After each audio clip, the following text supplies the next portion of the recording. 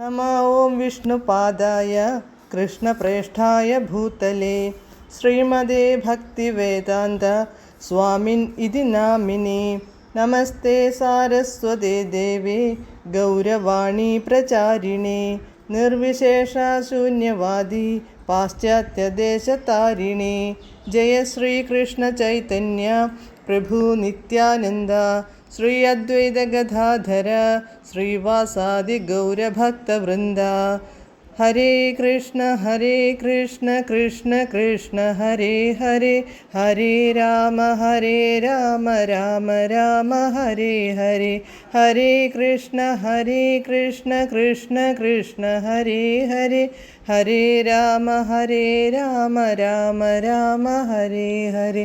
हरे कृष्ण कृष्ण कृष्ण हरे हरे, हरे राम राम हरे हरे. പരമദിവ്യോത്തമ പുരുഷനായ ശ്രീകൃഷ്ണ ഭഗവാന്റെ കഥകളാണ് ശ്രീകൃഷ്ണ എന്ന പുസ്തകത്തിലൂടെ പറയുന്നത്. ഓം നമോ ഭഗവതേ വാസുദേവായ, ഓം നമോ ഭഗവതേ വാസുദേവായ, ഓം നമോ ഭഗവതേ വാസുദേവായ. നാരായണം നമസ്കൃത്യ നരം ചൈവ നരോത്തമം ദേവീം സരസ്വതീം വ്യാസം തതോ ജയമുദീരയേത്. നഷ്ടപ്രായേഷു ഭദ്രേഷു നിത്യം ഭാഗവത സേവയാ ഭഗവത്യുത്തമശ്ലോകേ ഭക്തിർഭവതി നഷ്ടികി. അധ്യായം 80. സുദാമ ബ്രാഹ്മണനെ ഭഗവാൻ അനുഗ്രഹിക്കുന്നു. Page number 786. ബ്രാഹ്മണ ഗുണങ്ങളുള്ള വ്യക്തിയിൽ പരമപുരുഷനായ ഭഗവാൻ വളരെ സന്തുഷ്ടനാണെന്ന് സുദാമ വിപ്രനോടുള്ള ഭഗവാൻ കൃഷ്ണന്റെ പെരുമാറ്റത്തിൽ നിന്നു വ്യക്തമാണ്. സുദാമ വിപ്രനെ പോലെ യോഗ്യനായ ഒരു ബ്രാഹ്മണൻ സ്വാഭാവികമായും കൃഷ്ണഭക്തനായിരിക്കും. അതുകൊണ്ടാണ് ബ്രാഹ്മണോ വൈഷ്ണവ, ബ്രാഹ്മണൻ വൈഷ്ണവനാണ് എന്നു പറയുന്നത്.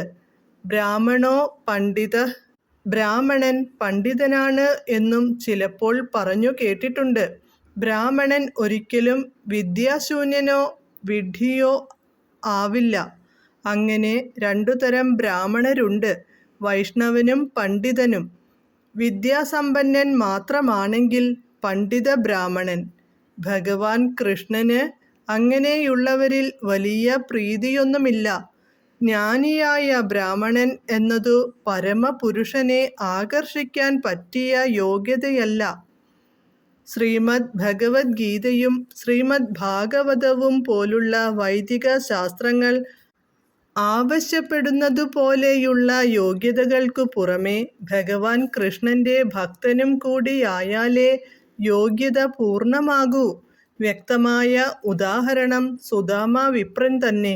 വിഷയസുഖങ്ങളിലൊന്നും ആസക്തിയില്ലാത്ത യോഗ്യനായ ബ്രാഹ്മണനായിരുന്നു അദ്ദേഹം. അതേസമയം ഭഗവാൻ കൃഷ്ണന്റെ തികഞ്ഞ ഭക്തനുമായിരുന്നു.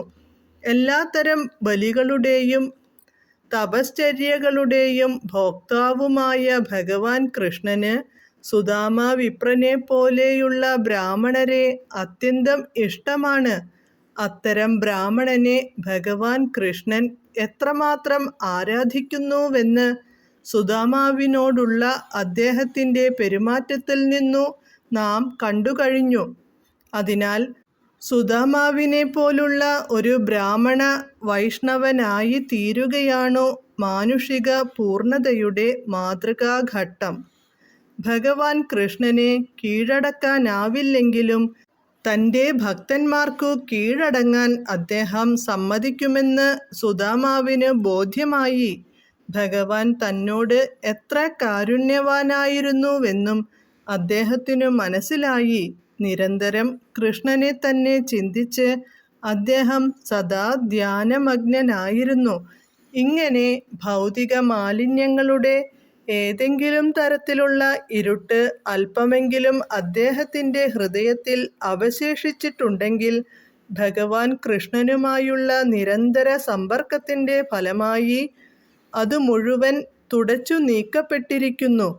വളരെ വേഗം തന്നെ ജീവിതത്തിൻ്റെ പരിപൂർണതാ ഘട്ടത്തിലെത്തിയ പുണ്യാത്മാക്കളുടെ എല്ലാം ലക്ഷ്യമായ ആധ്യാത്മിക ധാമത്തിലേക്ക് അദ്ദേഹം പോവുകയും ചെയ്തു. സുദാമ വിപ്രൻ്റെയും ഭഗവാൻ കൃഷ്ണൻ്റെയും കഥ കേൾക്കുന്നവർക്കൊക്കെ ഭഗവാൻ കൃഷ്ണൻ സുദാമാവിനെ പോലുള്ള ബ്രാഹ്മണരായ ഭക്തരോട് എത്രമാത്രം വാത്സല്യം കാണിച്ചിരുന്നുവെന്നു ബോധ്യമാകുമെന്നു ശുകദേവ ഗോസ്വാമി പറഞ്ഞു. അതിനാൽ ഈ ചരിത്രം കേൾക്കുന്നവരൊക്കെ ക്രമേണ സുദാമ വിപ്രനെ പോലെ യോഗ്യന്മാരായി തീർന്ന് ഭഗവാൻ കൃഷ്ണൻ്റെ ആധ്യാത്മിക ധാമത്തിലേക്ക് ഉയർത്തപ്പെടുമെന്നുള്ളത് തീർച്ചയാണ്. ഇപ്രകാരം കൃഷ്ണൻ എന്ന ഗ്രന്ഥത്തിലെ സുദാമ ബ്രാഹ്മണനെ ഭഗവാൻ അനുഗ്രഹിക്കുന്നു എന്ന 80-ാം അധ്യായത്തിൻ്റെ ഭക്തിവേദാന്ത ഭാഷ്യം സമാപ്തം. ഹരേ കൃഷ്ണ.